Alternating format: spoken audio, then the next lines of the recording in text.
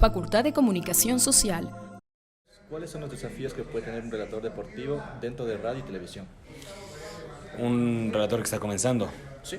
Un relator que está comenzando, los desafíos es, lograr... mira, el relato es un tema que es bastante de práctica. Obviamente te pueden enseñar, te puedo enseñar y decir estos son los consejos, los tips que tú tienes que hacer, etcétera, etcétera, pero es un tema de práctica. ¿Qué desafío es? El poder mantenerte vigente, el poder mantenerte al día, el poder relatar mucho, y cuando tú estás comenzando no vas a tener muchos espacios para relatar, entonces tienes que practicar mucho. Vas a tener un partido cada semana o quizá un partido cada 15 días porque estás comenzando, quizá un partido al mes.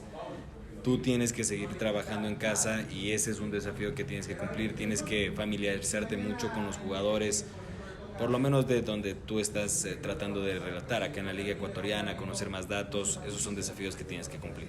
Y respecto a esto, ¿qué aspectos pueden ser imprescindibles para un relator que está comenzando aquí? Imprescindible informarse, imprescindible llegar a un relato, sea de práctica, sea oficial, con muchos datos. Si bien es cierto, el que más datos tiene que llevar es el comentarista, no el relator, pero tú no puedes confiarte del trabajo de otro, más allá de que son un equipo. Tú tienes que llevar tus datos, tú tienes que llevar tu información del club, de los jugadores. Entonces es algo importante estar muy informado, no es sentarse y decir dame la alineación, yo sí los conozco y voy para adelante. No, tienes que saber mucha información de los que estás relatando en ese momento. Y con respecto ya al tema latinoamericano, ya con periodistas como usted que ya están consolidados, ¿qué los distingue de los demás, de Ecuador y Latinoamérica? Hay, digamos, no diría yo una escuela ecuatoriana o una escuela argentina, pero sí tenemos diferentes estilos. Creo que el nuestro se apega un poco más al de los colombianos, que es un relato muy descriptivo, sobre todo cuando estás en radio, porque también es diferente el relato de radio que el relato de televisión. El de radio tiene que ser muy descriptivo, el de televisión no tanto. El argentino es más pausado, un poco más lento, pero acá gusta mucho cuando se escribe bien la jugada. Y con respecto a lo que menciona, ¿qué diferencia tiene entre televisión y radio? ¿Cuál es más fácil o cuál es más complejo? Fácil o difícil, no te voy a decir si el uno es más fácil que el otro, porque los dos son muy diferentes, muy complejos, y los dos son diferentes, sí, porque, a ver, en el relato de radio tú tienes que describir mucho más la jugada, porque tienes que pensar para la persona, para el oyente que no está en el estadio ni está en la casa viendo la tele y escuchándote a ti, sino para el aficionado que está en el carro, que está en el bus escuchando el radio, y que obviamente tienes que describirle. Y a la par, tienes que jugar con el comentarista y con la voz comercial. Entonces tienes que estar mucho más atento. Cuando tú estás en radio, en cambio en tele, tienes mucho más espacio. Más espacio para inclusive hacer... Hay silencios que hay en la transmisión, ustedes seguramente habrán escuchado. Hay un momento que nadie habla, unos 10, 15 segundos que se escucha la hinchada.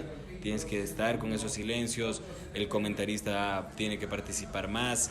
Entonces tienes más espacio para tú dar más datos desde tu relato. No voy a decir si el uno es más difícil que el otro, porque los dos son complejos, pero el uno es de mayor rapidez y el otro un poco más pausado. Ya, y ahora, y entrando a su trayectoria, usted viene de una descendencia de periodistas deportivos, su señora abuela, su padre. Así es. ¿Qué es lo que más recuerda del señor Carlos Efraín Machado, que fue uno de los pioneros en el periodismo deportivo y de los mejores que ha habido en el país? No, bueno, de mi abuelo la verdad es que recuerdo muchas cosas. Yo siempre marco esto, ¿no? Él fue un grande, un monstruo en el relato deportivo, en el periodismo deportivo. Y yo tengo las dos facetas. Yo vi ese gigante periodista hacerse, y ya cuando yo nací ya era el gigante periodista que luego solo fue creciendo en su historia. Y luego está la versión abuelo, ¿no? Que es mucho más familiar, mucho más cariñoso. Entonces yo lo recuerdo con mucho amor y con mucho cariño. Fue una persona muy especial. De las dos facetas, yo vi su ejemplo y luego sentí su cariño como abuelo, así que fue muy especial para mí. ¿Y usted qué ha heredado del estilo de Carlos Efraín Machado en el tema de relato? La verdad es que del estilo yo nunca he tratado de imitar, copiar, igualarme siquiera al maestro, porque eso es algo que él nos enseñaba, cada uno con su estilo. Sí nos podemos parecer porque desde 9 Emisora Central y ahora en Match Deportes, el relato que más se escucha es eso, ¿no? Un relato dinámico, un relato que tiene altibajos, que al espectador le mantiene atento, ¿no? Tú estás escuchando y dices, no, algo parece que va a pasar, aunque no es tanto así, quizá la pelota está en el sistema defensivo, pero tienes que mantenerle atento. Y yo diría que más bien de él siempre he podido tener el legado de ser responsable, de ser puntual, de ser ordenado, de ser respetuoso, porque eso en un profesional de cualquier área es importante, y en el relato mucho más. Tú no puedes llegar sobre la hora a ver quién juega, no, tienes que llevar tus datos, tienes que saber bien qué pasó, el panorama completo, y ser respetuoso contigo y tus compañeros. Y bueno, viendo que su padre es comentarista, su abuelo fue relator, ¿qué le decantó por el relato y no por el comentario? La verdad es que desde muy chiquito yo trataba de ser relator, quizá ahí sí imitaba a mi abuelo o similaba lo que él hacía. Quizá el gol, el poder gritar el gol te encandila eso, ¿no? El comentarista podrá comentar todos los goles que quiera, pero tú lo gritas y esa emoción que se transmite es especial. Yo creo que el gol fue lo que me llevó a ser relator. Entonces usted desde niño ya se imaginaba ser periodista deportivo, ya mira, es un tema particular. Desde muy chiquito, sí, inclusive hay una grabación que estoy con mi hermano relatando y comentando, y teníamos 7 y 9 años, 6 y 8 años. Luego pasan los años, vas creciendo. Lo que sí recuerdo es que antes y en el colegio que yo estuve, desde cuarto curso tenías que elegir una de estas especialidades. Y ahí ya me decanté por sociales porque ya me encaminaba al periodismo, yo sabía que quería seguir periodista, ya cuando estás un poquito más grande, ¿no? De niño quizá a los 8 años relataste una vez y se te olvidó, pero sí, desde muy joven me gustó esto. Y bueno, ¿cuáles son las ventajas o desventajas que tal vez usted tuvo al pertenecer a una generación de periodistas de 3 generaciones? Mira, eso y es una pregunta que me hacen frecuentemente. Sin duda que tiene un plus, es muy importante porque se te va a abrir una puerta que quizá no se te iba a abrir si no llevabas el apellido, es verdad. Pero así mismo, como se te abre esa puerta el momento que tú ingresas, tanto los compañeros, tanto el aficionado, de una u otra forma te están midiendo con la vara de Carlos Efraín Machado, de Roberto Omar Machado. Entonces, sí, se te abrió la puerta que estaba difícil abrir, correcto. Adentro quieren que seas como ellos, como tu familia, como tu apellido dice que debería ser. Entonces, es bueno por eso, es pesado del otro lado, pero yo creo que obviamente es mejor, ¿no? Para mí es un honor ser parte de la dinastía Machado, así que siempre va a ser positivo. Luego también está que cuando ya entras a esta puerta que se te abre, tú tienes que marcar tu diferencia y decir, Carlos Efraín fue uno, Roberto Omar es otro y Sebastián soy yo. Tendré similitudes, pero somos personas diferentes. Y claro, como usted dice, pertenecer a la dinastía Machado, ¿influyó en su decisión de ser periodista? Yo creo que inconscientemente sí. Te diría conscientemente no, porque nunca mi abuelo, mi papá fueron a decirme, mira, hazte periodista, o mira que no. Pero inconscientemente creces aquí, creces en la radio, creces en micrófonos, creces en transmisiones en el estadio, y si te gustó, vas a estar encaminado. Si no te gustó, no te vas a encaminar y vas a ser un abogado, doctor, cualquier otra profesión, ingeniero, que son maravillosas, pero desde pequeño estás tan encaminado que te deje ese bichito y por lo menos te da como la sensación de probemos, porque también puede ser malo. Claro. Y bueno, respecto a esto, ¿qué diferencia hay entre la brecha de ahora, los periodistas de ahora con los de antes? A ver, hay diferencias marcadas y que son importantes. La primera desde la tecnológica. La tecnología está avanzando. Ustedes acá me están haciendo una entrevista con tecnología que hace 25 años no estaba al alcance a veces ni de profesionales y peor aún de estudiantes, ¿me entiendes? Entonces la brecha generacional sí es importante. Hoy es más rápido todo, hoy la información está más a la mano. y eso juega a favor de las nuevas generaciones, porque es la anterior generación la que tiene que adaptarse, pero te sigue marcando que el periodismo igual, y ese es un problema que yo veo siendo joven, se distancia de lo que era el periodismo tradicional en cuanto a valores y respeto. Hoy muchos sueltan cualquier palabra al micrófono y eso no está bien, porque eso no es periodismo. Esto no es periodismo, eso no es así. El periodismo está para educar, entretener e informar. Si tú no cumples las tres o una de las tres, estás errando en la profesión.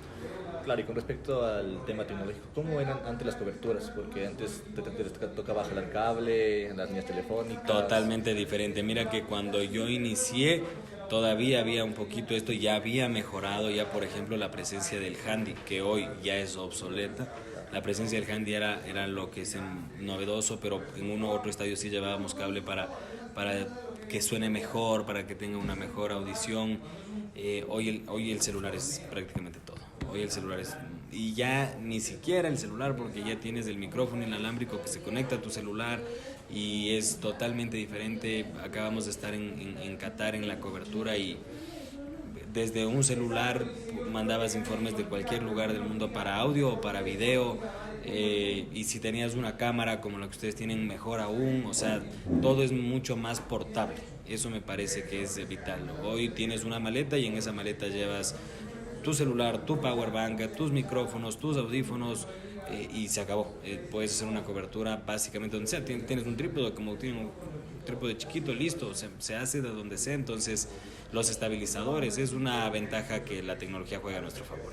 Ya, bueno, con respecto a la carrera como tal, como periodismo, es que se dice que es una carrera mal pagada. ¿Existe la posibilidad de que esto se pueda rentabilizar mejor? Es mal pagada porque el mismo periodista no ha puesto un... A ver, es un círculo vicioso, es verdad que es esto. Y yo también cuando ingresaba a las aulas universitarias me acuerdo que los profesores me decían, a ver, los que quieren hacer plata, levántese y váyase. Hágase de otra profesión, porque esto no es así. Como todo en la vida, si tú eres bueno, te va a ir bien, financiera y profesionalmente. Es mal pagada porque se abusa del periodista.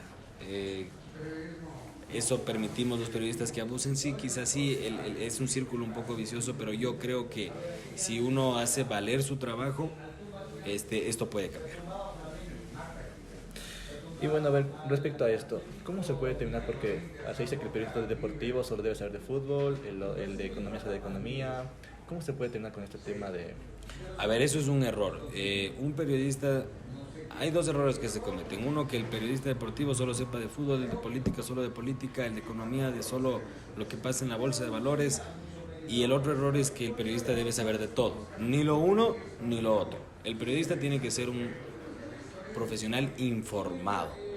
Yo obviamente tengo más información del deporte, pero yo no me puedo alinear de lo que, salir de lo que pasa en mi país. Entonces, tengo que saber, obviamente, se viene un proceso electoral, estamos expectantes de lo que venga sucediendo con las candidaturas que se dijeron que no, que se dijeron que sí, uno está al tanto. Obviamente un periodista que está todos los días en las noticias me va a decir más a profundidad lo que va a pasar, pero tú no te puedes salir de los temas internacionales como por ejemplo fueron este tema del Titanic, ¿no? Entonces tienes que estar informado, no puedes saber solo de una cosa, pero tampoco es que el periodista tiene que saber de todo, no puede saber de todo, para eso están las especialidades, pero sí estar muy informado, y para eso otra herramienta que favorece es Twitter.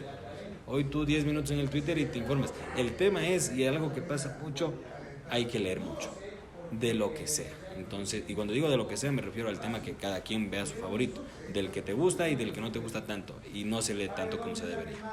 Ya, con respecto al tema de la radio, hoy las redes sociales están predominando en el tema del informativo, YouTube, Twitch. ¿Usted cree que en un futuro la radio pueda desaparecer, así como el periódico ya es casi obsoleto? A ver, son medios tradicionales, la radio, el periódico, la televisión. Yo creo que tienen un peligro de extinción a largo plazo, pero ¿qué es lo que pasa? Como todo en la vida, esto tiene que evolucionar. Entonces, ¿la radio en qué está evolucionando? Por ejemplo, en podcast, ¿ya? Y eso se está escuchando. Los periódicos, ¿en qué evolucionaron? En que el periódico ya no es de papel, está aquí. Perfecto, tú te suscribes y lees The New York Times si quieres todos los días. La televisión, ¿en qué evolucionó? En el streaming. porque te está dando a ti la facultad de que tú escuches cuando quieras, no cuando yo emito el programa, porque eso te ataba. Entonces, yo no creo que se eliminen, pero sí van evolucionando. Van evolucionando. Y, por ejemplo, muchos programas radiales son puestos en redes sociales y siguen pegando. ¿Por qué? Porque tienes más tiempo para escuchar cuando tú quieres. Entonces, de una u otra forma van a subsistir, pero sí hay una evolución que se está marcando.